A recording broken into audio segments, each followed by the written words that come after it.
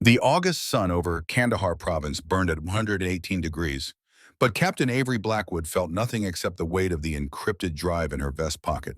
She pressed her back against the concrete wall of the compromised CIA station, rifle raised, breathing controlled. 23 feet away, through the smoke and dust, Dmitry Sokolov hunched over a laptop, his fingers flying across the keyboard. 73 names. 73 deep cover officers scattered across 6 continents. Men and women who'd spent decades building legends, infiltrating terrorist networks, preventing attacks that would never make headlines. All of them about to die because one Russian oligarch's son wanted revenge in a payday. Avery's spotter, Sergeant Kyle Brennan, whispered through the radio, "Phantom, he's at 80% upload, 20 seconds." She adjusted her grip on the HK-416. The shot wasn't difficult. 40 meters minimal wind clear line of sight through the shattered window. But this wasn't about difficulty. This was about the fact that Dmitry Sokolov was 23 years old, younger than her, probably had a girlfriend back in Moscow, maybe parents who still believed he was doing security consulting in Dubai. 15 seconds, Phantom. Her earpiece crackled with another voice, command patching through from Bagram. "Blackwood, you are cleared hot. Take the shot." Furry's finger rested on the trigger. Through her scope, she could see the Dmitry's face. Focused, determined. He had no idea she was there. He had no idea these would be his last breaths. 10 seconds. She thought about Colonel Marcus Thornhill, her mentor for 19 years. The man who taught her to shoot when she was 10 years old and crying over her father's funeral. Marcus was number 4 on that list. If that drive uploaded, he'd be dead within 48 hours. They all would. 5 seconds. Avery exhaled slowly, squeezed. The rifle kicked once. The suppressor muted the sound to a sharp cough. Through the scope, she watched Dmitry Sokolov's head snap back. The laptop screen went dark as his body collapsed across the keyboard. Upload terminated at 91%. "Target down," she said quietly. "Drive is secure." She moved forward, boots crunching on broken glass. Brennan covered her from the doorway. She reached Dmitry's body, pulled the laptop away, ejected the drive. The small device felt impossibly heavy in her palm. 73 lives. She secured it in the reinforced pouch on her vest. That's when she heard it. The whistle. Brennan's eyes went wide. "Incoming!" The RPG hit the floor above them. The building shuddered. Concrete dust rained down. Then the secondary explosion, the one that meant the charges they'd set as insurance had been triggered remotely. The CIA station was being sanitized, with them inside. "Exfil now, Brennan grabbed her arm, yanking her toward the stairs. They ran. Behind them, the building groaned and buckled. Support beams snapped like kindling.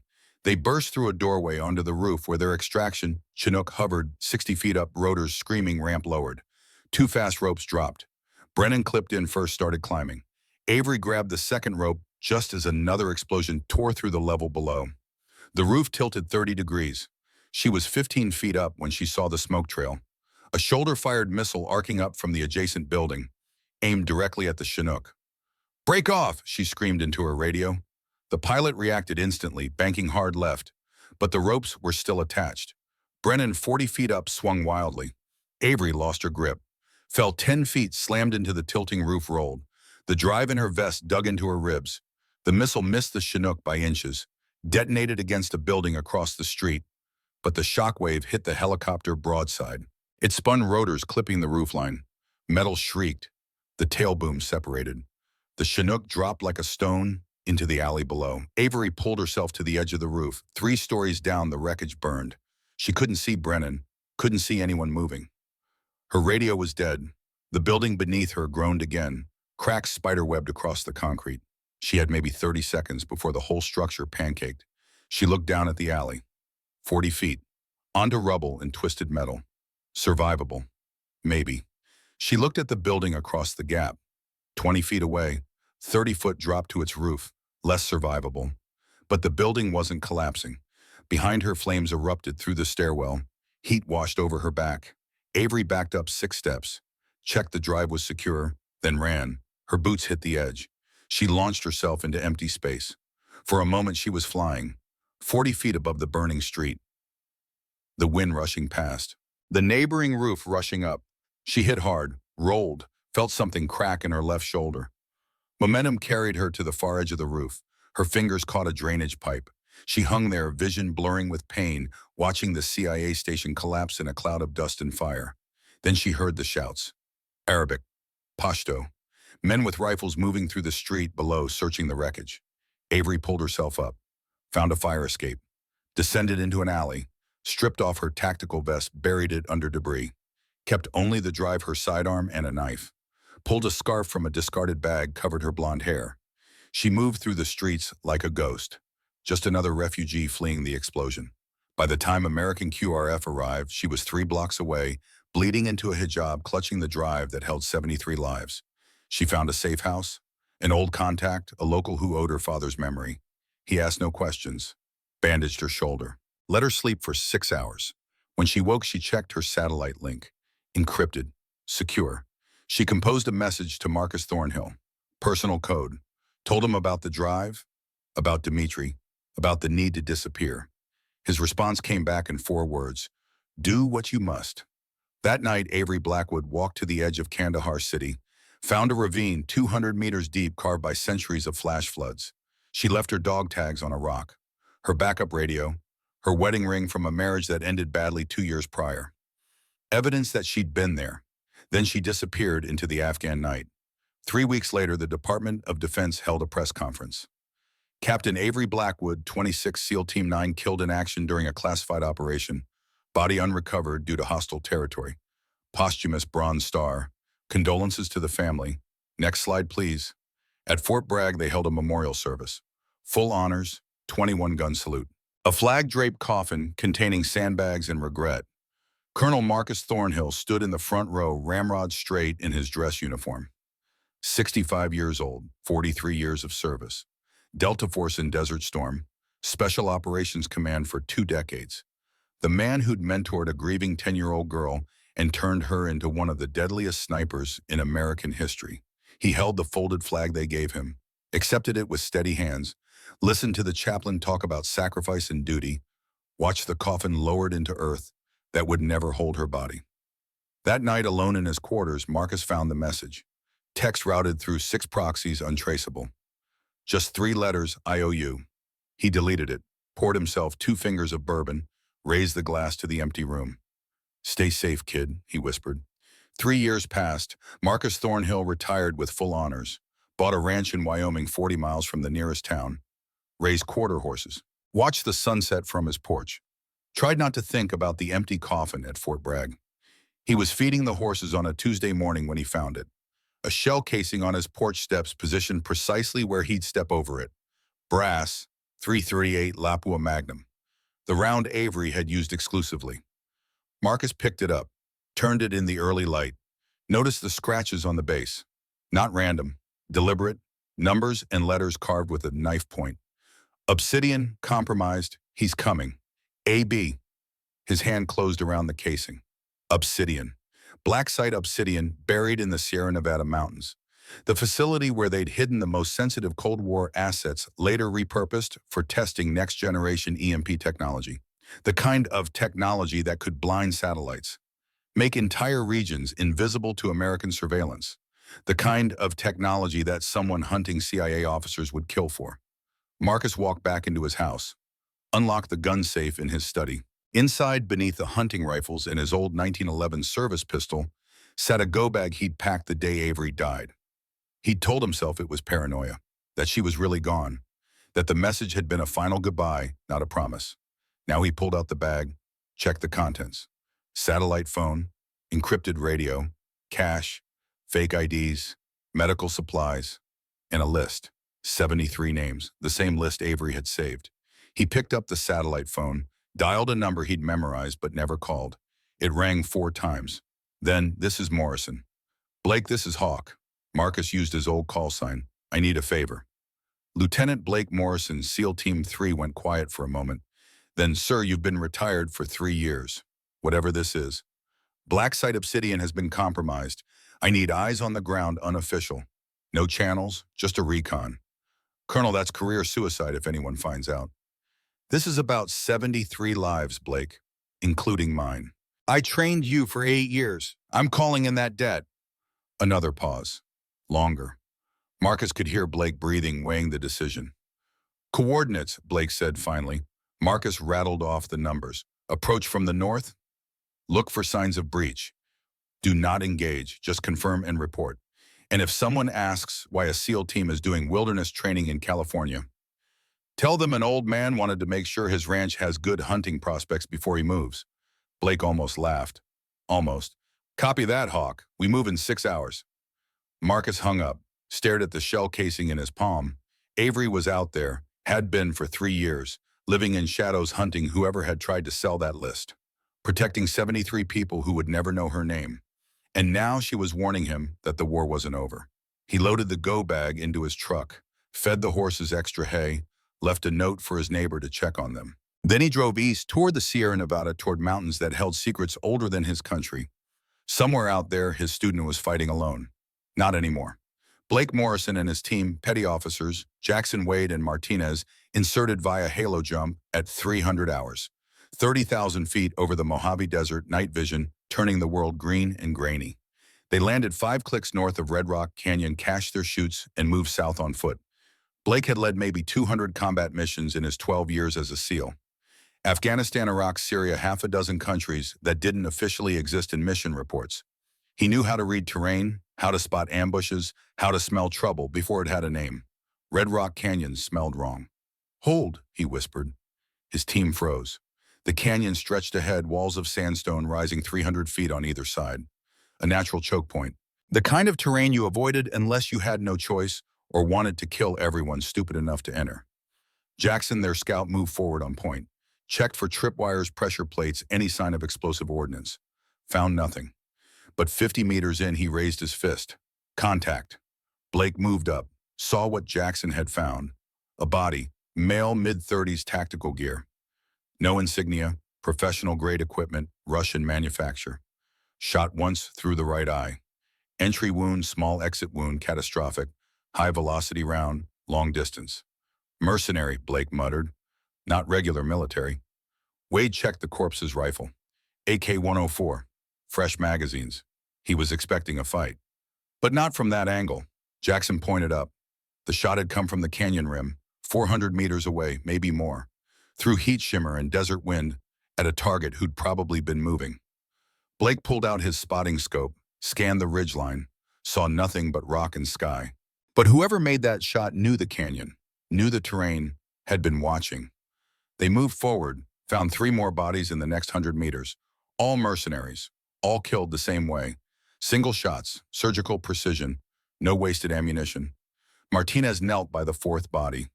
Sir, this one's different. 3 rounds, head, chest, head. Blake examined the wounds, tight grouping, controlled bursts. He'd seen that pattern before, years ago during advanced sniper training. Only one instructor shot that way, only one person she'd taught it to. Phantom, he said quietly. His team looked at him. Wade spoke carefully. Sir Captain Blackwood is KIA. 3 years confirmed. Bodies don't make shots like this. Blake stood. Someone's been living in this canyon. Someone very good. They pushed deeper. The canyon narrowed. Walls closed in. The kind of terrain that made Blake's skin crawl. But they had a mission. Find evidence of breach at Obsidian. Report back. Get out. That's when the world exploded. Gunfire erupted from both sides. Automatic weapons, heavy caliber. Rounds sparked off, stone whined through the air. Blake's team dove for cover, returning fire, but they were pinned, caught in a crossfire with nowhere to run. Blake counted shooters, at least 18. Professional spacing, coordinated fire. These weren't random hostiles. This was an organized hit. Contact left, contact right. Jackson called out coordinates, but it didn't matter. They were boxed in. A grenade landed 10 feet from Wade's position. He kicked it away. It detonated against the canyon wall, showering them with stone fragments. Martinez took shrapnel to the leg, went down hard. We're fucked, Wade said flatly. Blake was about to call for emergency exfil career be damned when the first mercenary's head exploded. Not from Blake's team, from somewhere above. A different angle, a different shooter. Then another mercenary fell. Then another. Precise shots. Methodical. Every 3 seconds another target dropped. The mercenaries started shouting in Russian, scrambling for cover, but there was no cover from above. No shelter from someone who owned the high ground. Blake caught a glimpse. Just a flash. High on the western rim. A shape in mottled tan and brown, there for a heartbeat, then gone. 9 mercenaries died in 90 seconds. The rest broke, ran, retreated deeper into the canyon dragging their wounded. Silence fell, oppressive, ringing with tinnitus and adrenaline. Blake's radio crackled. Not his frequency. The old emergency channel. The one they'd used in training exercises a decade ago. A voice, female, distorted by static but unmistakable. Morrison, extract your team. You're standing in a kill box. Blake pressed transmit. Identify yourself. Pause. Wind across stone. Then tell Hawk he was right. I'm still in the fight. The transmission cut to white noise. Blake looked at his team. Martinez bleeding but stable. Wade checking ammunition. Jackson staring up at the canyon rim trying to spot the ghost. Sir, Jackson said carefully, that sounded like... I know what it sounded like. Blake pulled Martinez to his feet. We're moving. Now. They followed the canyon north away from Obsidian toward their extraction point. Behind them in the distance, Blake heard more gunfire. Single shots, spaced intervals, someone cleaning up. They reached their LZ 40 minutes later. Medevac Martinez gave their report over encrypted satellite. Hostile contact. Unknown sniper providing cover fire. Mission parameters compromised. Blake left out the part about the voice on the radio. Some things you didn't put in reports. That night, from a hotel in Barstow, he called Marcus Thornhill. She's alive, sir, and she's been fighting this whole time. Marcus didn't sound surprised. What did you find at Obsidian? Didn't make it that far. Got ambushed by professional contractors. Russian equipment. At least 25 hostiles. But, sir, someone killed 9 of them in 90 seconds. From 400 meters in crosswind. That's her, Marcus said. Always did like the dramatic entrance. Colonel, what do you want me to do? Get your team somewhere safe, then meet me at these coordinates. Marcus read off numbers. I'm going in. Sir, that's insane. You're 68 years old and retired, which means I got nothing to lose. See you in 6 hours, Blake. The line went dead. Marcus Thornhill drove through the night. His truck ate highway miles, headlights cutting through darkness. He thought about Avery, 10 years old, standing at her father's grave, trying so hard not to cry. Major David Blackwood killed by an IED outside Fallujah. The flag presentation. The bugler playing taps. A little girl in a black dress holding her mother's hand, watching the only hero she'd ever known disappear into the earth. Marcus had approached after the service, introduced himself as David's friend, offered to help however he could. The widow had been gracious but distant. Avery had looked up at him with eyes too old for her face. Did you serve with my dad? She'd asked. Different units, but I knew him. He was a good man. Everyone says that. But what does it mean? Marcus had crouched down to her level. It means when the moment came, he put others first. That's all being good is. A choice you make when it matters most. Avery had considered this. Then, can you teach me to shoot like him? Her mother had protested, but Marcus had seen something in that little girl. A steel core, a need for purpose. He'd told the widow about the Gold Star family program, how the military helped children of fallen soldiers, how he could mentor Avery, teach her discipline and skill, give her something to focus on besides grief. 6 months later, Avery had put 10 rounds into a paper target at 50 yards with a .22 rifle. Marcus had watched her concentration, her breathing, the way she treated the weapon with respect. You're a natural, he'd told her. My dad would have been proud, she'd said. He is proud, wherever he is. Now, 19 years later, Marcus drove toward another war, toward the daughter he'd chosen if not by blood, because she'd made the same choice her father had. Sacrificed everything to save people who'd never know her name. That's what being good meant. He reached the coordinates at dawn, found Blake Morrison's team set up in a dry wash camouflage netting, overhead equipment, spread tactical. Blake met him at the perimeter. Colonel, not sir anymore. Marcus wasn't in the chain of command. Show me what you found. Blake pulled up tactical photos on a tablet. Bodies, bullet wounds. Whoever she is, she's been operating solo for extended periods. See these kill shots, no backup, no support, just her and a rifle.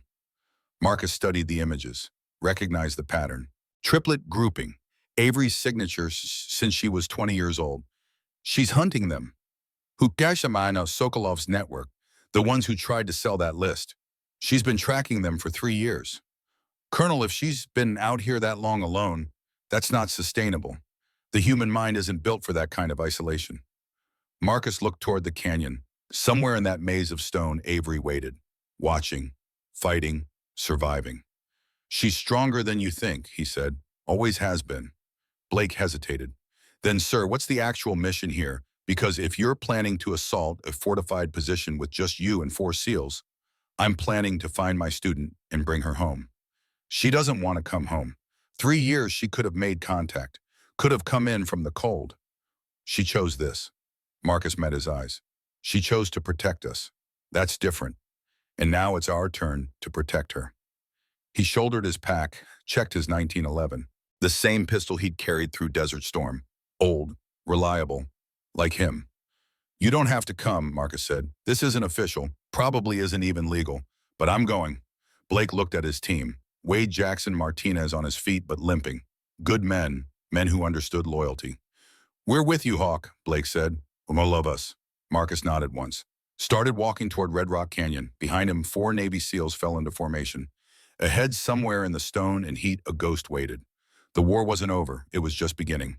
They found her camp at the mouth of Red Rock Canyon. Not a camp, really. More like a sniper's hide that had been occupied for months. A shallow depression beneath an overhang, invisible unless you knew exactly where to look. Marcus knew. He'd taught her sight selection when she was 16. Blake approached first weapon ready, found empty MRE wrappers buried under rocks, a solar charger for electronics, ammunition boxes, Russian and American both, a field notebook wrapped in waterproof plastic. Marcus picked up the notebook, opened it, recognized Avery's handwriting immediately. Pages of observations, dates, times, names from the list of 73 officers. 19 names had been crossed out with dates beside them. KIA, killed in accidents that weren't accidents. But 54 names remained, and beside each one Avery had written status updates. Relocated to Safe House, Madrid. Surveillance detected, neutralized. 3 hostiles eliminated before contact. She'd been protecting them, all of them, for 3 years, alone. Sir, Jackson called from the ridge, you need to see this. Marcus climbed up, found a shooting position carved into rock. Sandbags, range cards with distances marked, spent brass casings lined up in neat rows. 63 of them, each one representing a life taken. And beyond the hide carved into the stone with a knife, a single phrase, until the last name is safe. She's been waging a one-woman war, Wade said quietly. Not anymore. Marcus keyed his radio to the old frequency, the one only he and Avery knew. Ghost, this is Hawk. I'm in your house. Time to come home. Static, wind. Then a voice rough from disuse. You shouldn't have come, Colonel. You're making yourself a target. I've been a target since Kandahar. You saved my life then. Let me return the favor now. Silence stretched. Marcus waited, patient. He'd learned long ago that Avery needed time to process, to calculate, to decide. Finally, Sector 7, the Spire formation. 1 hour, come alone. Not happening, my team stays with me. Then we don't meet. Blake started to protest, but Marcus held up a hand. Fine, 1 hour, alone. He looked at his team. Stay here, maintain overwatch. If I'm not back in 90 minutes, extract and report to Jock. Colonel, that's an order, Lieutenant. Marcus walked into the canyon alone, his 1911 holstered but within reach. The morning sun was already brutal, turning the sandstone into an oven. He moved carefully, watching for tripwires, pressure plates, any sign of defensive measures. Found none. Avery would never trap an approach she might need to use herself. Sector 7 was a formation of 3 stone spires rising like fingers from the canyon floor. Natural fortification, multiple firing positions, elevation advantage. Classic Avery. He reached the base of the tallest spire, looked up, saw nothing. I'm here, he called. A rope dropped from above, landed at his feet. Climb, her voice echoed down. Marcus was 68 years old. His knees complained on stairs. His shoulder still ached from an old rotator cuff injury. But he grabbed the rope and climbed, because that's what you did for family.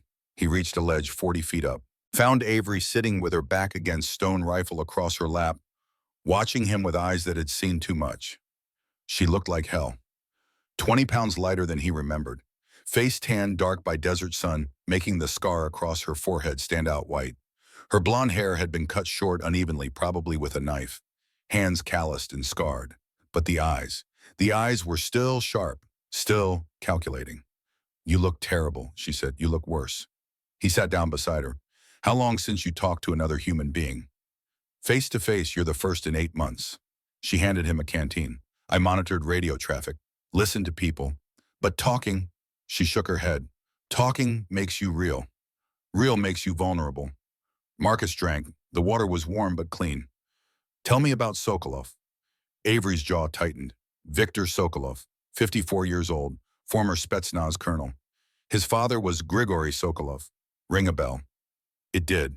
Marcus felt ice in his gut. Kafji, 1991, First Gulf War.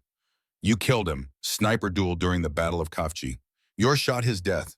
Viktor was 17 years old when he got the news. And Dmitri was his son, Marcus finished. The one you killed in Kandahar. His only son, 23 years old. Viktor's whole world. Avery looked out over the canyon. I took his son. You took his father. In his mind, we destroyed his family. So he decided to destroy ours. That list wasn't just about money. It was about revenge. Where is he now? Black Site Obsidian. He breached it 6 days ago with 42 operators, all former Russian special forces. He's after the EMP prototype, but that's not the real target. He wants the original drive, the one I saved, the one I hid inside Obsidian 3 years ago. Marcus stared at her. You hid it in the facility. Best place to hide something the enemy wants is in the place they'd never look. Cold War logic. Besides, I needed it accessible. Evidence on that drive names the mole who sold it. Someone in CIA, someone high up. I've spent 3 years trying to identify them. And I've narrowed it to 3 candidates, but I need the drive to be certain. Problem is, Viktor figured out my hiding spot. He's been torturing Obsidian staff for information. Killed 14 people so far. Her voice went flat, emotionless, the tone of someone who'd seen too much death. He's also wired the facility with C4. If I don't show, he detonates, buries the evidence and everyone inside. Then we go in, extract the drive, call in the cavalry. No cavalry. The moment we report this, the mole gets warned. They disappear. The other 54 officers stay vulnerable. She turned to him. This ends today, Colonel. Viktor and me, one way or another. Not alone, Marcus said firmly. I didn't spend 19 years training you just to watch you die in some suicide mission. I've been on a suicide mission for 3 years. Only difference now is I might take the enemy with me. Marcus grabbed her shoulder, made her look at him. Listen to me. Your father made a choice in Fallujah. He put his convoy between civilians and an ambush. Saved 14 lives, but you know what haunted him. What he told me the night before he died. Avery shook her head. He said, Marcus, I hope my daughter never has to choose between living and being a hero, because heroes die. But people who live get to see their families again. Marcus's voice cracked. You've been a hero for 3 years. You've saved 54 people who don't even know you exist. But Avery, your mother thinks you're dead. She's mourned you twice. First your father, then you. Don't make it permanent. Tears welled in Avery's eyes, the first emotion Marcus had seen since he'd arrived. I can't stop now, not when we're this close. I'm not asking you to stop, I'm asking you to let me help. Let Blake's team help. We go in together, we end this together, and then you come home. Really home. Avery wiped her eyes. You really came all this way for me. Kid, I'd have come 3 years ago if I'd known where to look, he smiled. Besides, you still owe me for all those shooting lessons. I'm thinking you pay me back by staying alive. She almost laughed. Almost. You always were a hard negotiator. Learn it from the best. He stood, offered his hand. So what do you say? One more mission team, Hawk and Phantom. Avery looked at his hand, at his face, at the man who'd been more of a father than mentor. Then she took his hand and let him pull her up. One more mission, she agreed, but we do it my way. I wouldn't have it any other way. They rappelled down together, returned to where Blake's team waited. 4 SEALs and a 68-year-old retired colonel looked up as Avery emerged from the canyon. Blake stepped forward, extended his hand. Captain Blackwood, good to see you alive, ma'am. Avery shook it. Lieutenant Morrison, sorry about the ambush earlier. Had to make sure you weren't Viktor's people. Understandable. That was you taking out 9 hostiles in 90 seconds. 12, 3 bled out after you left. She moved to the tactical display. Here's the situation. Viktor Sokolov has 42 operators inside Black Site Obsidian. He's rigged the facility with explosives set to detonate in, she checked her watch, 7 hours. We need to infiltrate, retrieve a classified drive, and neutralize the threat. Wade spoke up. Ma'am, that's 5 of us, plus the colonel against 42 trained operators in a fortified position. Those odds suck. They do, Avery agreed, unless you have someone who knows every inch of that facility and can shoot from angles they can't defend against. She smiled. Predatory. I helped design Obsidian's security protocols. I know 17 ways in they've never thought to guard. Jackson pulled up schematics, thermal sensors, motion detectors, pressure plates, even if you know the layout. All Cold War tech, designed to stop Soviet infiltration teams, not designed to stop someone who has the original engineer's notes in 3 years to study them. She traced a route on the map. Maintenance Tunnel 7, decommissioned in 1989, never removed, leads directly to Sublevel 3. From there, we access the vault, retrieve the drive, and set up defensive positions. And Sokolov, Marcus asked? He's in the command center, Sublevel 5. That's where he's monitoring the detonation countdown. He won't leave that position because he doesn't trust anyone else with the trigger. She looked at Marcus, which means he's trapped himself. He just doesn't know it yet. Blake studied the plan. This could work, but we need more firepower. 5 operators. 6, Martinez said. Everyone looked at him. He was still bandaged from the shrapnel wounds, but standing steady. I can shoot, I can move, I'm in. Martinez, you're injured, Blake said.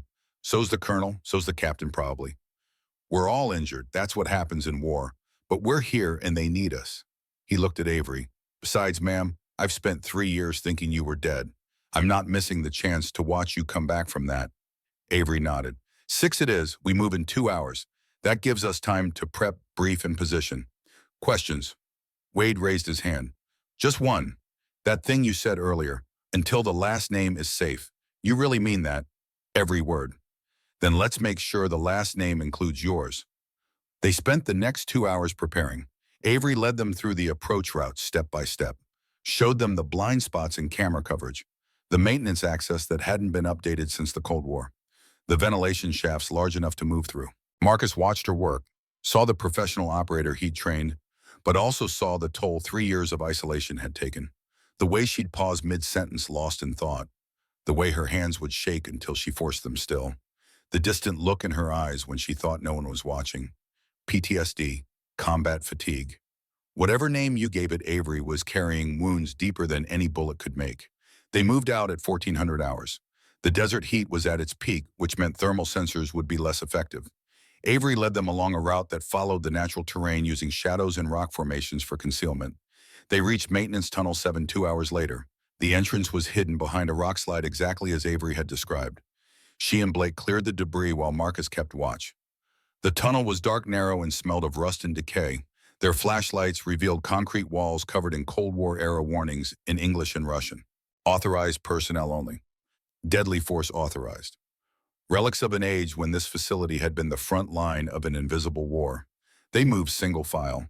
Avery first, then Blake Jackson, Wade Martinez, and Marcus bringing up the rear. The tunnel sloped downward, water dripped from unseen sources, their boots squelched in mud that hadn't dried in decades.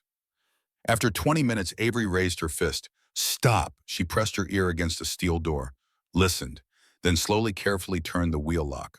The door opened with a groan that echoed through the tunnel. They froze, waited for alarm klaxons. Nothing. Beyond was a storage room filled with obsolete equipment, vacuum tube computers, analog surveillance monitors, filing cabinets with Cyrillic labels, everything covered in dust. Sublevel 3, Avery whispered. The vault is 2 corridors east, 1 corridor north. But first we need to disable the local security hub. She led them through the shadows. They moved like ghosts through a tomb of forgotten technology. Found the security hub in a small room that had once been a guard station. Avery plugged a device into the network port. Jackson monitored as she typed. What are you doing? Blake asked. Looping the camera feeds. 5-minute delay. Security won't notice unless they're looking for it. She finished, unplugged the device. We're ghosts in the machine now. They reached the vault 15 minutes later, a massive door combination lock biometric scanner. Avery approached it like an old friend. This is going to make noise, she said. Be ready. She pulled out a small device, placed it against the biometric scanner. It hummed, cycled through thousands of fingerprints per second. After 30 seconds, the light turned green. Now the combination. Avery's fingers flew across the dial. 17 numbers. She paused at the last one, took a breath, turned, the lock clicked. The massive door swung open with a hydraulic hiss that seemed loud as thunder in the enclosed space. Inside was a small room, shelves of files, lockboxes, and in the center, a safe. Avery opened it, pulled out a drive identical to the one she'd taken from Dimitri 3 years ago. But this one had markings, scratches, bloodstains. "This is the original," she said. "The one Dimitri tried to upload. The one with all 73 names plus the mole's identity." She held it like a religious artifact. "This is what I've been protecting." "Then let's get it out of here," Marcus said. That's when the lights went red. Alarm klaxons screamed through the facility. "So much for ghosts," Wade muttered. Avery's face went grim. He knew. Sokolov knew I'd come for this. He was waiting. The facility's intercom crackled. A voice, heavy Russian accent, smooth, almost gentle. "Captain Blackwood, welcome home. I've been expecting you." Viktor Sokolov had sprung his trap, and they'd walked right into it. The alarms cut off abruptly, leaving only the red emergency lighting pulsing like a heartbeat. Avery stood frozen, the drive clutched in her hand. Around her, Blake's team took defensive positions, weapons trained on the vault entrance. 3 years I have waited for this moment," Sokolov's voice continued over the intercom. 3 years wondering if you were ghost or alive. Now I have answer." Avery keyed her radio. "Sokolov, let's talk. Talk like I talked to your Sergeant Brennan before he died in helicopter, like I talked to the 14 staff I questioned before killing them. No, Captain. Time for talking ended in Kandahar when you put bullet in my son's head." Marcus moved beside Avery. "What's he waiting for?" he whispered. "Why not just detonate?" "Because he wants to see me die," Avery replied. "Revenge isn't satisfying from a distance." She raised her voice. "You want me, Victor? Come get me. Or are you afraid you can't beat a woman half your age?" Silence, then laughter, cold, mirthless. "You have your father's pride, Captain. Colonel Thornhill, are you listening? Yes, I know you are there. I know everything. You killed my father in Kafji. She killed my son in Kandahar. My family is destroyed. Now I destroy yours." The vault door began to close, hydraulic rams grinding. "Move!" Blake shouted. They dove through the opening as the door slammed shut behind them, but they were on the wrong side, trapped in the corridor with the vault sealed behind them. And ahead, footsteps, many footsteps. Sokolov's mercenaries were coming. "Defensive positions," Blake ordered. His team scattered using support columns and equipment racks for cover. Martinez set up the squad automatic weapon. Wade and Jackson took flanking positions. Avery pulled Marcus aside. "There's another way out. Service elevator at the end of this corridor. It goes directly to sublevel 5. That's where Sokolov is." "Exactly." She checked her rifle. 30 rounds remaining. "He wants a confrontation. Let's give him one. But on our terms." "How?" "You and Blake's team hold this position. Make them think we're all here. I'll use the service elevator, come up behind Sokolov and end this." "That's suicide." "It's the mission." She met his eyes. "You taught me lesson 12. One prepared sniper equals 10 men. Time to prove it." Before Marcus could argue, the first mercenaries appeared, 12 of them moving in coordinated pairs. Professional, disciplined. Blake's team opened fire. The corridor became a killing zone. Mercenaries fell back, regrouping. But more were coming. Avery could hear them on the radio chatter. At least 20 hostiles converging on their position. "Go," Marcus said. "End this. But Avery, come back. Your mother deserves to see you again." She touched his shoulder, just once, then slipped into the shadows. The service elevator was hidden behind a false panel exactly where she remembered. She'd used it during her time as Obsidian's security consultant, knew the operators had forgotten it existed. She pried open the panel, found the manual crank, started pulling. The elevator car rose slowly, cables groaning with disuse. Each meter took 15 seconds. Each second felt like eternity, while gunfire echoed from the corridor behind her. Sublevel 4, sublevel 5. The elevator stopped with a shudder.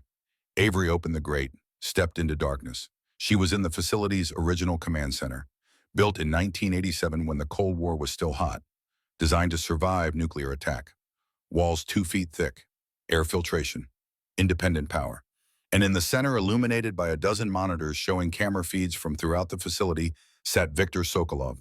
He was larger than she'd expected, 54 years old, but built like a soldier, 20 years younger. Gray hair cropped military short, a Y-shaped scar across his right cheek. He wore tactical gear, but no weapons visible. Didn't need them. 20 mercenaries stood around the room, all armed, all watching the monitors. Except one, a young operator, maybe 25, standing near the ventilation shaft, close to where Avery hid in shadow. She moved like smoke. Silent. Practiced. Her knife came out.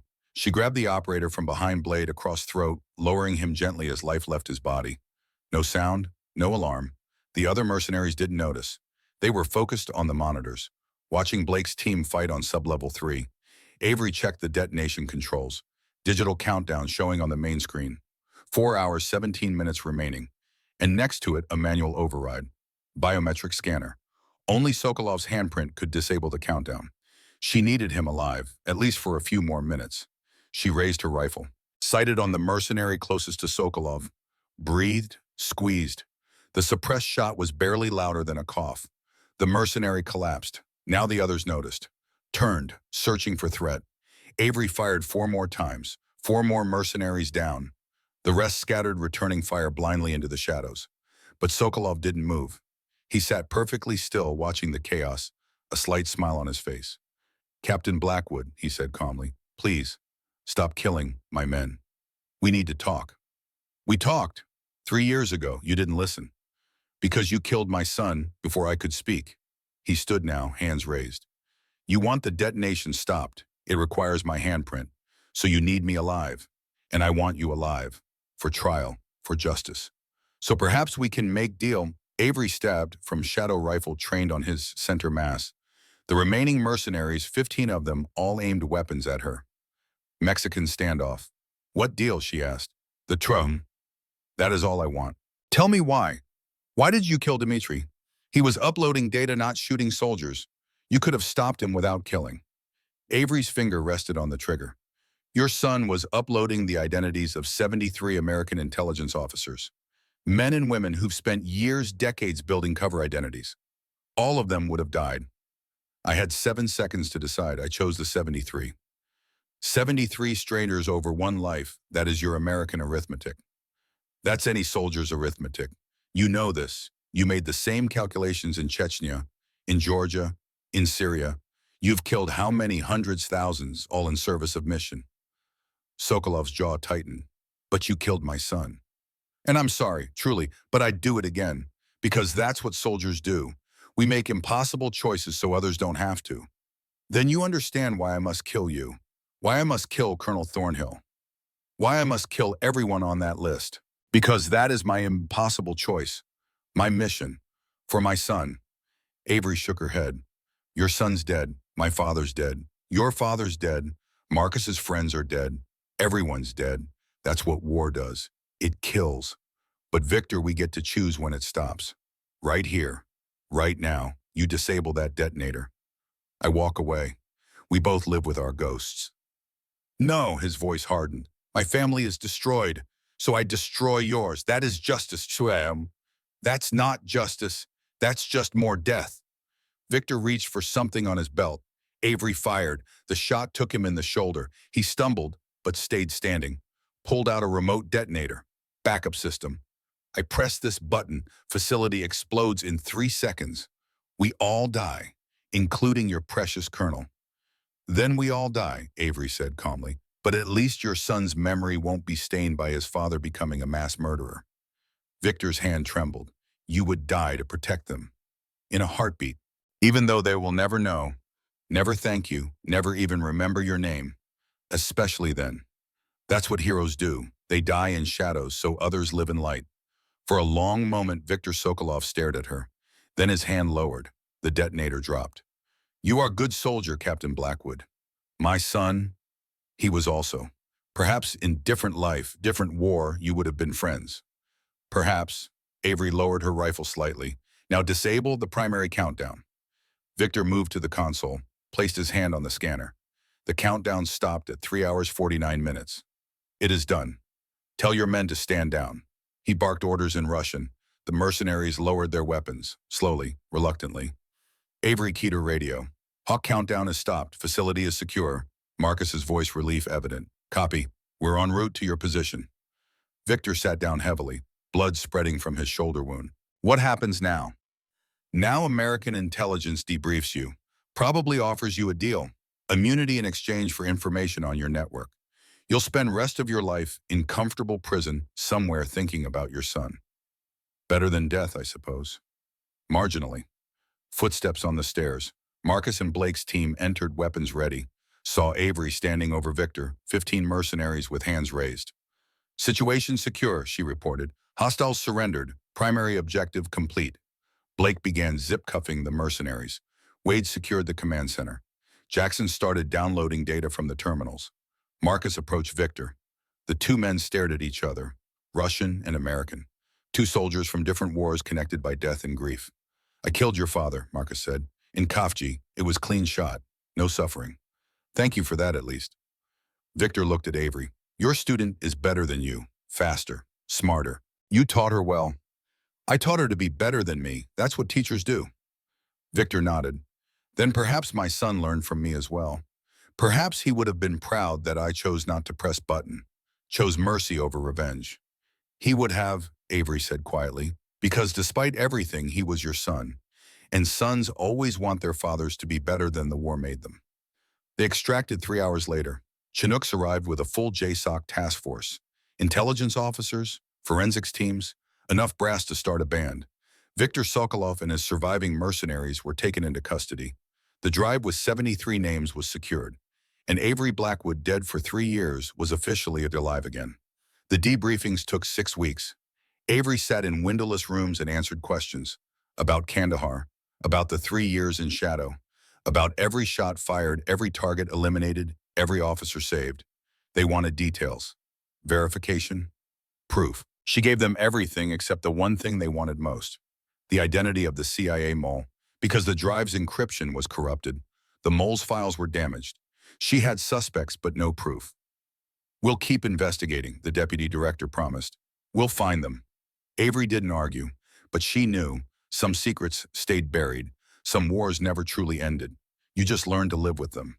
The vault's emergency lighting bathed everything in crimson. Avery Blackwood stood over Viktor Sokolov's laptop, watching the countdown timer tick through 17 minutes and 40 seconds. The C4 charges planted throughout Black Site Obsidian would turn 3 square kilometers of Sierra Nevada into rubble, bury everyone inside, erase all evidence. Behind her, Colonel Marcus Thornhill pressed a trauma dressing against the bullet wound in his shoulder. 68 years old, and he'd just fought through 2 ambushes to reach this subterranean tomb. Lieutenant Blake Morrison's SEAL team had taken casualties. Petty Officer Martinez sat against the wall with shrapnel in both legs, face pale with blood loss. Wade nursed a fractured wrist. Jackson remained combat effective, but was down to his last magazine. They were 4.5 operators against an army. Can you defuse it? Marcus asked, nodding toward the laptop's pulsing screen. Avery examined the setup with the eye of someone who'd spent 3 years studying Sokolov's methods. Military-grade encryption, biometric fail-safes. The detonation sequence was wired to Sokolov's heartbeat monitor through a smartwatch on his wrist. If his pulse stopped, the countdown would accelerate to 60 seconds. If anyone tampered with the code, same result. Dead man's switch perfected. No, not without triggering immediate detonation. Then we evacuate. Negative. She pulled up the tactical display on her own tablet, showing the heat signatures scattered across the canyon approaches. Sokolov's remaining forces are positioned at every exit. 42 hostiles. We're 4 operators and a half. She glanced at Marcus. 5.5 if I'm being generous with you, old man. The ghost of a smile crossed his weathered face. I can still shoot. I know you can. That's not the problem. Avery zoomed in on the topographical overlay, her mind calculating angles and distances, the way a pianist reads sheet music. 3 years living in mountains had taught her to read terrain as language. Every ridge was a sentence, every canyon a paragraph. And she knew exactly which story to tell. The problem is we're fighting down here, in their element, at their level. Blake stepped closer, his tactical vest torn from near-miss shrapnel. What are you suggesting, Captain Point Eagle? She zoomed the map to show a jutting peak that overlooked the entire operational area. 1,400 meters elevation, 360-degree view of every approach vector. From that position, I can cover all your exits, suppress their advance, give you time to collapse to secondary positions and escape through the maintenance tunnel. That's a solo sniper hide, Jackson interjected, his young face troubled. No backup, no exfil if they flank you, no support if you are wounded. They won't flank me. I'll be shooting from above God's left shoulder. She met Marcus's eyes and saw the protest forming behind his tactical mask, cut it off before he could voice it. You taught me lesson 12, Colonel. Remember. His jaw tightened. The muscle jumped beneath his gray stubble. One prepared sniper equals 10 men. And lesson 47. Defeat is temporary if you control the high ground. He moved closer, lowered his voice so only she could hear over the vault's humming ventilation. Avery, that's 42 targets. You have 60 rounds loaded. That's less than 1.5 bullets per hostile. No margin for error, no second chances. No room for anything less than perfection. I spent 3 years making impossible shots in worse conditions. She checked her M48-5, the rifle that had been her only companion through 1,000 lonely nights. 60 rounds of .338 Lapua Magnum. Each one a promise. Each one a prayer. Besides, math changes when you're shooting from heaven down to hell. Elevation is the great equalizer. Marcus gripped her good shoulder, his hand steady despite the blood soaking through his sleeve, despite being nearly 70 and fighting a war that should have ended decades ago. If you don't come back from this, I'm going to be very disappointed in all those years I spent training you. Then I guess I better not disappoint. She pulled away before emotion could compromise tactics, before the daughter could weaken the warrior. Turned to Blake, who was watching with the expression of a man seeing something both terrible and necessary. Hold the vault entrance. Make them pay for every meter. Make every bullet count. When I call Broken Arrow collapse to the maintenance tunnel on the east side, that's your exfil route. Don't wait for me. What's the signal? Wade asked, cradling his injured wrist. You'll know it when the sky starts falling on them. She moved to the vault's rear access portal, the maintenance shaft that led up through the mountain's spine, a relic from Cold War paranoia when they'd built redundant escape routes for scenarios that seemed impossible until they weren't. Marcus handed her a climbing harness, his movements economical despite the pain. Jackson passed her 2 extra magazines, 70 grams each, of death and mathematics. Wade offered a protein bar that she pocketed without eating. Her stomach was too tight for food. Adrenaline had burned away hunger hours ago.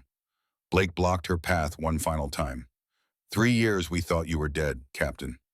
We mourned you. Don't make it real this time. She looked at him and saw the worry beneath his professional mask, saw the weight of leadership that aged men faster than combat. These warriors had come into hostile territory on a retired colonel's word, risked their careers, their lives, their futures. For her, for someone who'd been declared killed in action and buried with full honors. The difference between then and now, Lieutenant, then I was alone. Now I've got Overwatch, you. She entered the shaft before anyone could argue, before doubt could take root. The climb was vertical hell, hand over hand, up rusted ladder rungs that groaned under her weight. Rungs that hadn't been touched since 1987 according to the faded maintenance tag at the entrance. Concrete dust filled her lungs with every breath. The dislocated shoulder from 3 years ago, the injury from jumping between buildings in Kandahar screamed with each pull. Old wounds never truly healed. They just waited for moments like this to remind you of their existence. 14 minutes of climbing through darkness. Her timer showed 12 minutes remaining when she emerged onto Point Eagle like a mole breaching into sunlight. The peak jutted from the mountain like a stone fang. Bare rock scoured smooth by decades of desert wind and occasional flash floods. She'd scouted this position 2 months ago while tracking Sokolov's movements through the Mojave, knew every inch of it, had memorized the angles in her sleep. The elevation was extreme, 1,412 meters according to her laser rangefinder. Wind steady at 16 knots from the northwest, which meant she'd need to compensate left.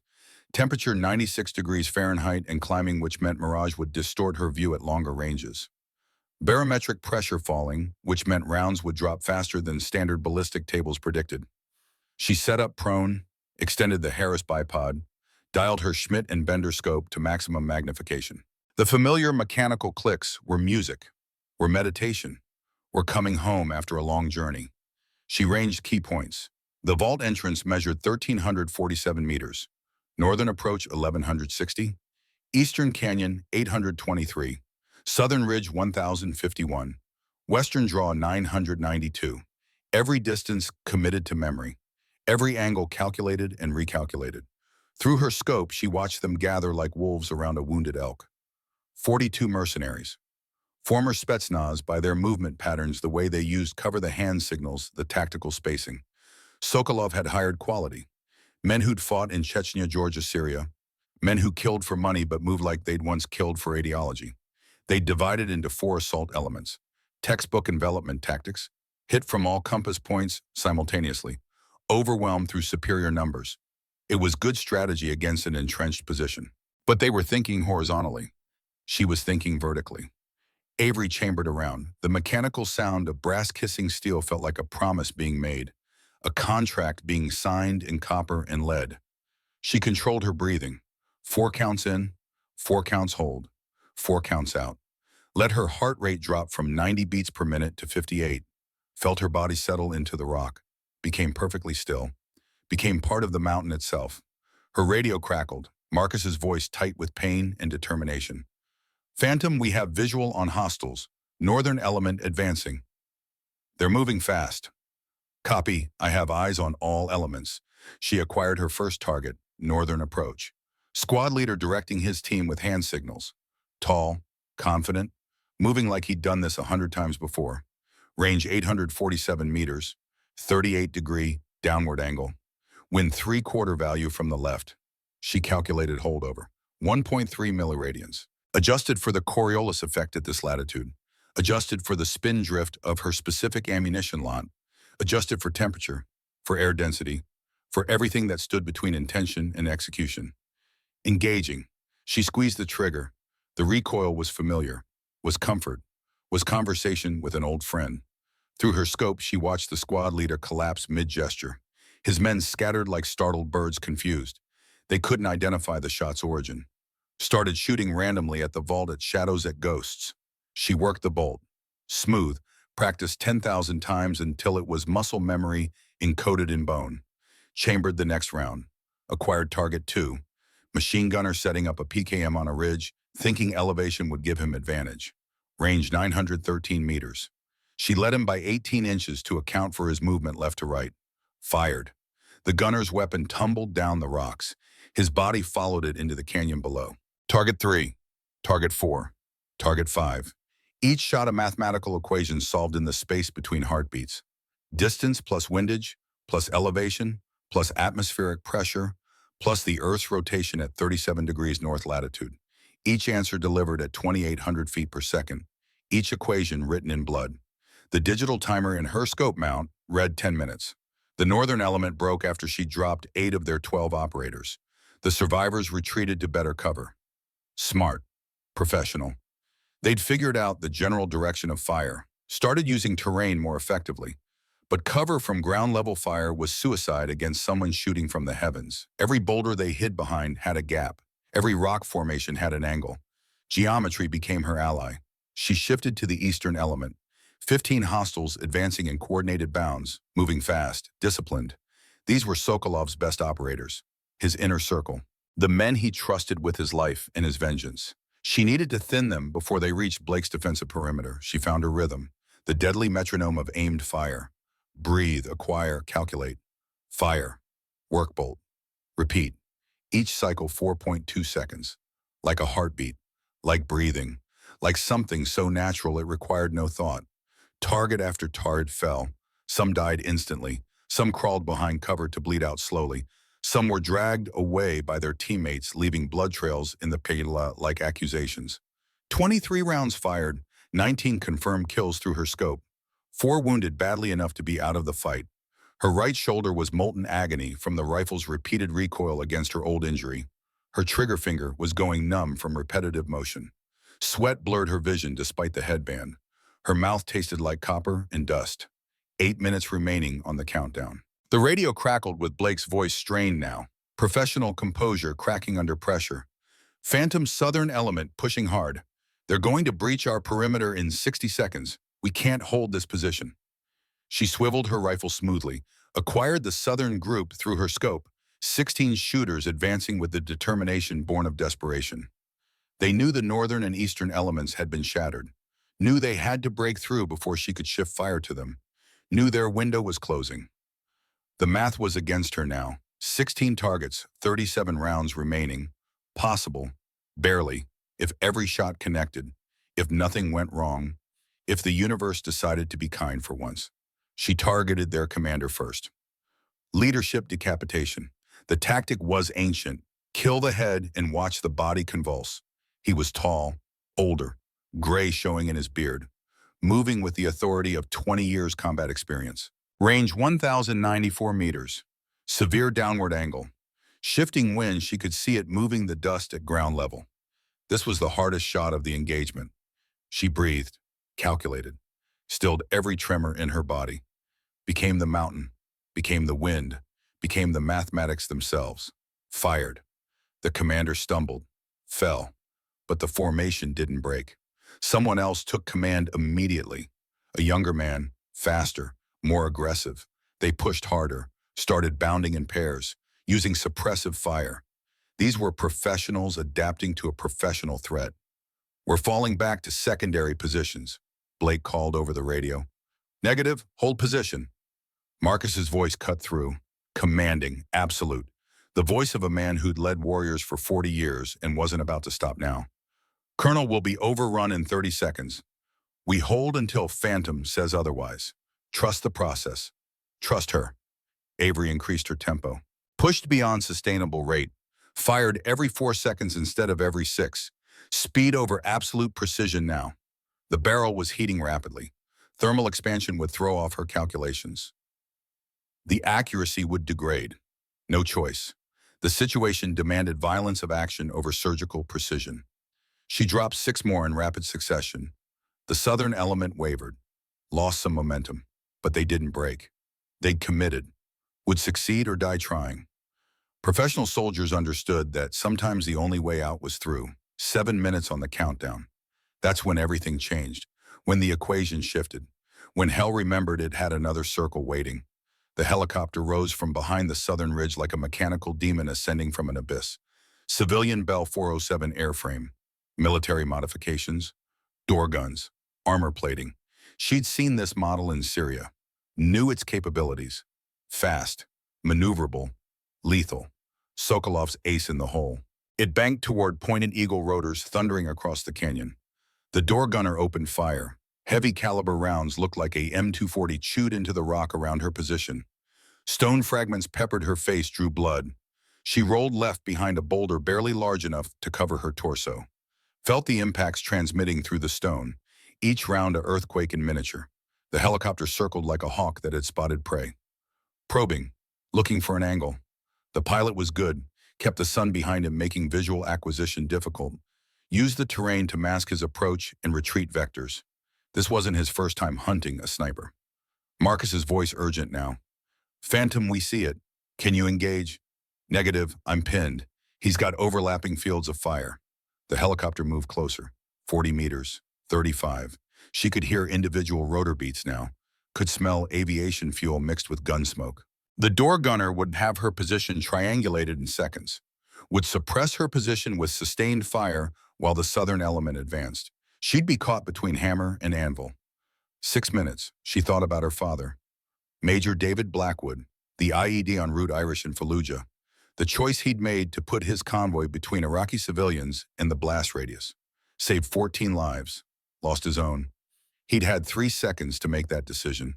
3 seconds to choose between survival and sacrifice.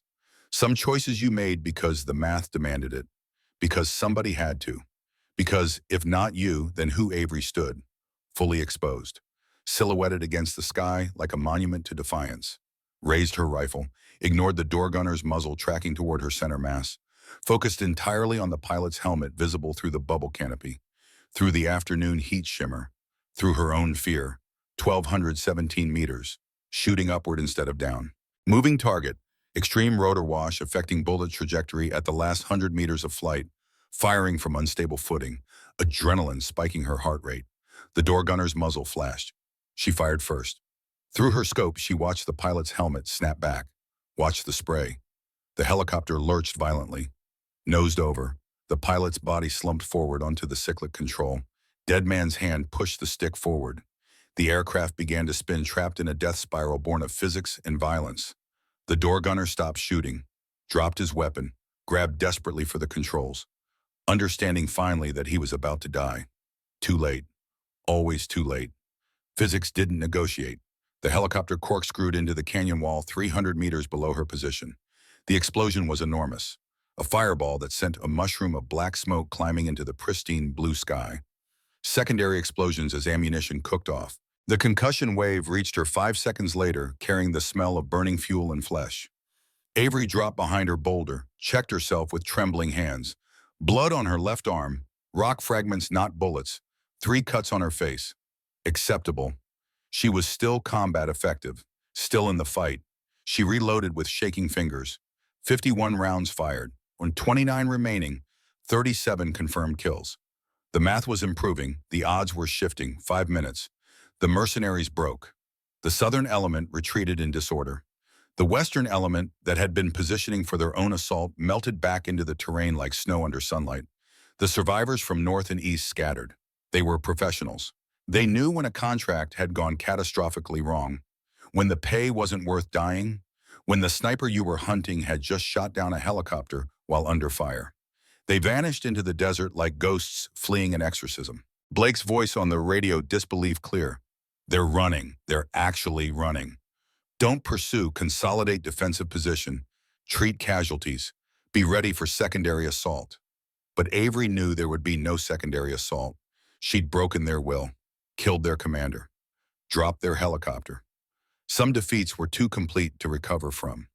She lay behind her boulder, breathing hard, bleeding in half a dozen places, alive when she probably shouldn't be.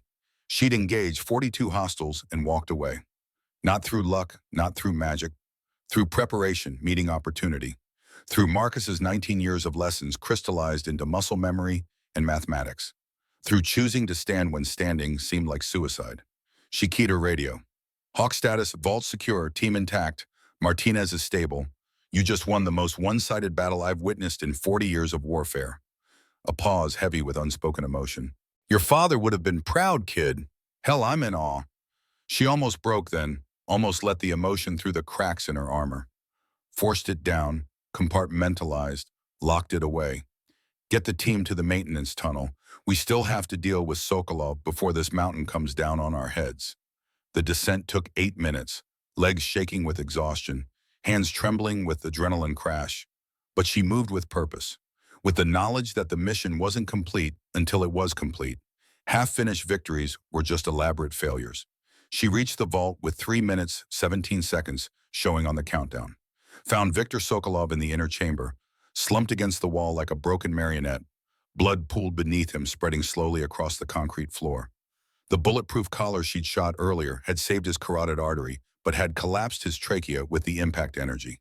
He was drowning slowly in his own blood, suffocating. Eyes wild with the panic of a man who knows death is coming but can't stop it, can't change it, can only wait. The EMP device sat beside him like a dormant god, its countdown frozen at 0. He tried to activate it manually with dying fingers, couldn't complete the biometric sequence, couldn't make his body obey his will one final time. Avery approaching slowly, rifle lowered but ready. Studied the man who'd hunted 73 people across 3 years, who'd killed 19 of them, who'd turned grief over his son into a crusade of vengeance that had consumed everything he was and everything he'd been. She saw her father in him, saw herself, saw every warrior who'd ever loved someone enough to wage war for them. Every soldier who'd made vengeance into purpose because purpose was the only thing that kept you breathing when breathing hurt. She pulled out a field notebook from her vest, placed it in his lap with a pen. Write it, whatever you need to say. His hands shook violently, palsy from blood loss and shock, but he took the pen with fingers that had once been steady enough to disassemble weapons in the dark. Wrote in Cyrillic first, then English beneath it. Shaky letters, took 90 seconds of labored effort. He turned the notebook toward her with the last of his strength. You are a good soldier. My son, he was also a good soldier. War makes us enemies, but war is lie. Only family is truth. I go to meet Dmitri now. I go to tell him I tried. Tell me he did not suffer. Tell me this one mercy. Avery read it twice. Thought about that moment in Kandahar 3 years ago. Dmitri Sokolov hunched over a laptop, 23 years old, uploading 73 death sentences. The scope crosshair settling on his head. The trigger pull. The way his body had collapsed across the keyboard. The way his blood had spattered across the screen, showing 91% upload complete. She'd taken someone's son, someone's future, someone's reason for living. She'd done it to save 73 others. The math balanced on paper. But balance wasn't the same as peace. Equations didn't account for grief. She wrote beneath his message in careful block letters, "Your son died instantly. No pain, no fear. He was doing what he believed was right, fighting for what he loved. As were you. As am I. War makes enemies of people who might have been friends in another life. I'm sorry for your loss. I'm sorry this is how it ends. I'm sorry for all of it." Sokolov read it with eyes that were already starting to glaze. His expression softened. The hate drained away like water from a broken vessel. When his eyes opened again, there was no anger, just exhaustion. Just a father wanting to know his son hadn't suffered, wanting to believe the woman who'd killed him was telling the truth about mercy. He reached out one hand, not for a weapon, not for violence, not for revenge, just reaching. The universal human need for connection in the final moments, for someone to witness the passage, for someone to confirm that he'd existed and mattered and fought for something he loved. Avery took his hand, held it, felt his pulse slowing beneath her fingers, felt his breathing becoming liquid, ragged, desperate. She stayed with him, didn't look away, didn't let go, didn't abandon him to die alone in a concrete tomb beneath a mountain, because warriors understood. Even enemies deserved dignity in death, especially enemies who'd fought for love, who'd turned grief into purpose, who'd chosen vengeance over survival. They deserved someone to witness, someone to remember, someone to close their eyes when the darkness finally came. When Viktor Sokolov's pulse stopped, when his hand went slack in hers, she gently closed his eyes with her free hand, arranged his body with respect, took his military identification card from his jacket pocket. His family deserved to know what had happened, deserved to bury him properly instead of leaving him unmarked in an American black site, deserved closure even if they'd never get the full truth. Marcus appeared in the doorway, looked at the dead Russian, at Avery still holding his hand in hers, at the notebook with its final conversation written in 2 languages. You gave him peace at the end. He earned it. He was a soldier fighting for his family, just happened to be on the wrong side. She released Sokolov's hand, stood on legs that felt like water. Like all of us, he was just trying to protect what he loved. The methods were wrong. The cause was understandable. Lesson 89, Marcus said quietly, his voice carrying the weight of 4 decades of war. The hardest shot is the one you don't take. You finally learned it. You taught me that lesson. Just now, some lessons can only be taught by the student teaching the teacher. Blake's team secured the EMP device. Jackson, who'd done 2 years of EOD training at Eglin Air Force Base, disabled the detonation sequence with 43 seconds remaining on the countdown. Photographed everything. Collected the hard drives for intelligence analysis. Bagged Sokolov's personal effects. Made the vault safe. They evacuated through the maintenance tunnel just as they'd planned. Emerged into desert twilight painted in shades of orange and purple. A Chinook extraction team waited 2 clicks north, rotors already spinning. Marcus had called in favors from people who owed him, had explained just enough, had left out everything that truly mattered. Avery sat in the helicopter bay as they lifted off, watched the Sierra Nevada fall away beneath them, watched Point Eagle shrink to a stone speck, watched the valley where she'd fought and surveyed and somehow not died. Thought about 3 years of caves and abandoned buildings, of tracking Sokolov's network through Albania, Kazakhstan, Morocco, and back to the United States, of living on protein bars and rainwater, of going weeks without hearing another human voice, of forgetting what trust felt like, what safety meant, what home was. But she'd done it, saved 54 lives, destroyed the network that threatened them, ended a war that had started with an uploaded file and finished with a handshake in a dying man's final moments. Not all wars ended with victory parades and medals. Some ended quietly, in darkness, with mercy instead of vengeance. Marcus sat down beside her, handed her a bottle of water. She drank gratefully, hadn't realized how thirsty she was until the liquid hit her throat, hadn't realized how much of her body was running on fumes and stubbornness. What happens now, she asked, her voice hoarse from dust and shouting and 3 years of relative silence. Now, Marcus considered, looked out at the desert passing below. Intelligence will debrief you for 6 weeks in a windowless room at Langley. They'll argue about whether to court-martial you or give you a medal. Eventually, they'll compromise. Give you both. Call it even. Classify everything so deep that future historians will never know the full story. And then you decide who you want to be. Avery Blackwood, the ghost who lived in shadows. Or Avery Blackwood, the warrior who came home. He looked at her, really looked, saw the exhaustion, the injuries, the distance in her eyes. Fights end, kid. You get to choose when. You've earned your peace. Don't forget to claim it.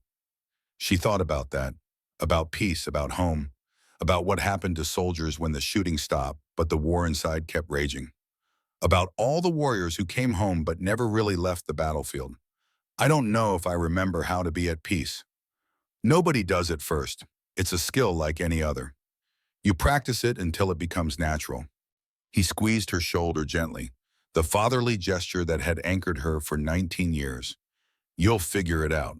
You always do. 4 months later, Avery stood in her bachelor officer quarters at Fort Bragg, North Carolina, adjusted her dress uniform in the full-length mirror. The new rank insignia gleamed on her collar. Major. They'd promoted her as part of the settlement. Posthumous awards converted to active duty recognition. Bronze Star upgraded to Silver Star. The paperwork classified so deep it would never see daylight. The truth buried under layers of secrecy and national security. Today she became chief sniper instructor for SEAL qualification training, teaching instead of fighting, passing lessons instead of taking lives, building instead of destroying. She was terrified. The classroom held 18 candidates when she entered, 17 men, 1 woman, all of them watching her with expressions ranging from curiosity to skepticism to outright hostility. The old prejudices died hard. Female sniper instructor was still controversial in some circles. Female sniper instructor who'd been declared dead and came back was unprecedented. My name is Major Avery Blackwood, she began, her voice steady despite the butterflies in her stomach, despite the weight of their expectations. 3 years ago, I was declared killed in action during a classified operation. I chose to remain dead to protect 54 intelligence officers whose identities had been compromised by foreign intelligence.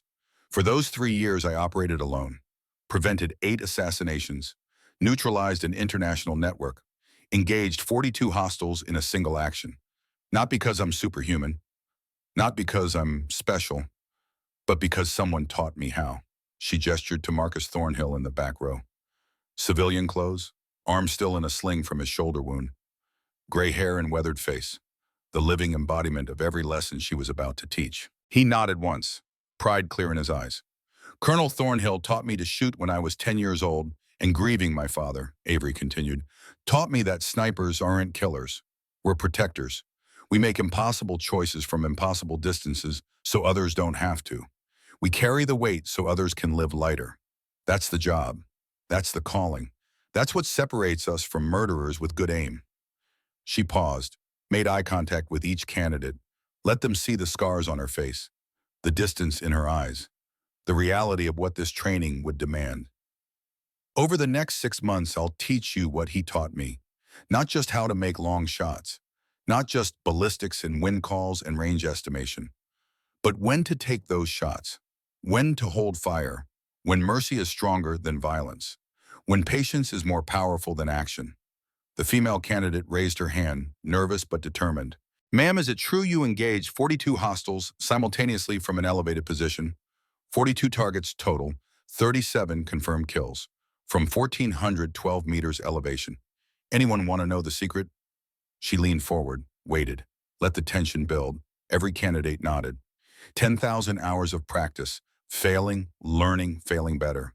There's no magic, no shortcuts, no secret technique, just repetition until the impossible becomes routine, until your body knows what to do before your mind catches up, until you can calculate windage in your sleep and know exactly how much to lead a moving target without conscious thought. That's what this course is.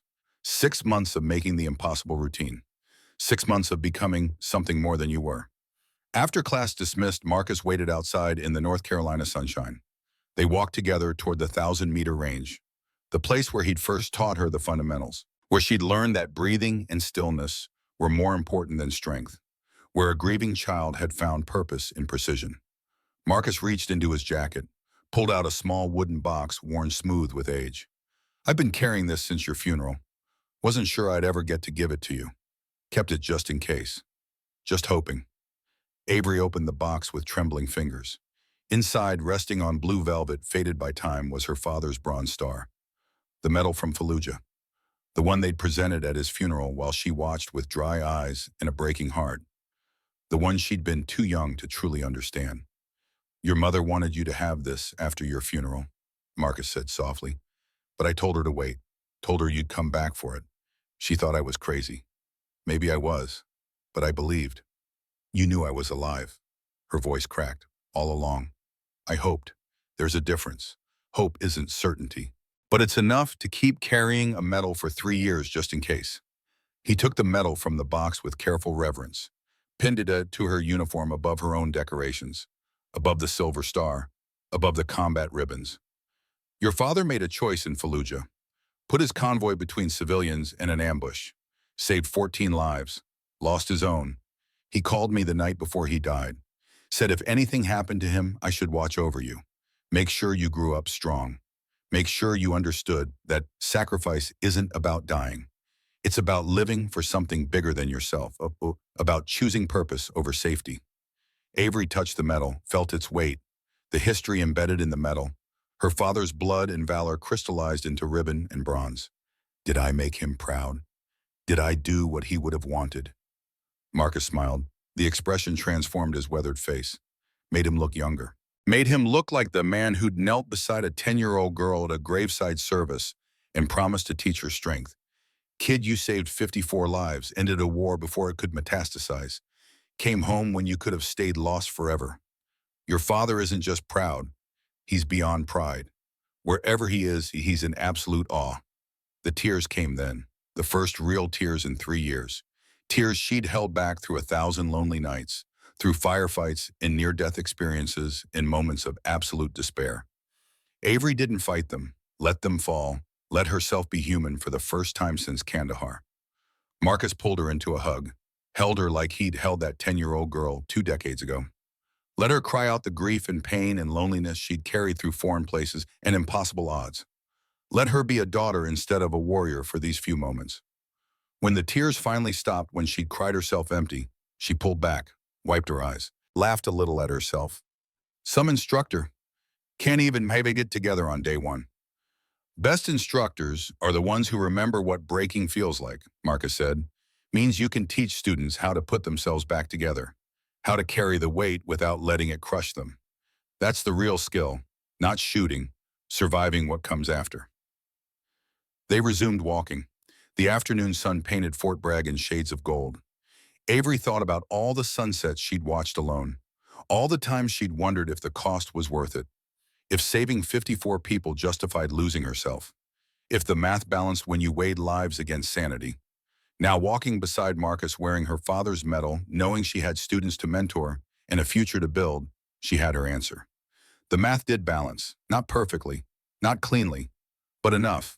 Enough to keep walking, enough to keep teaching, enough to keep choosing life over the easier darkness. She looked at Marcus. "Thank you for 19 years of lessons, for never giving up on me, for believing when everyone else accepted my death, for everything. Never crossed my mind to give up. You were always too stubborn to stay dead." He stopped walking, met her eyes with the full weight of his experience, with the authority of 4 decades of warfare distilled into this moment. "I've got one more lesson. Just thought of it. Lesson 90. There's a 90th lesson. I just wrote it. Want to hear it. Always." Marcus spoke slowly. Let each word carry its full weight. "The war doesn't end when the shooting stops. It ends when you choose to let it end. When you decide that survival isn't enough, that you deserve more than just breathing. You've earned your peace, Avery. Time to claim it. Time to choose life over war. Time to come home for real." She nodded, understanding blooming like dawn. The war with Sokolov was over.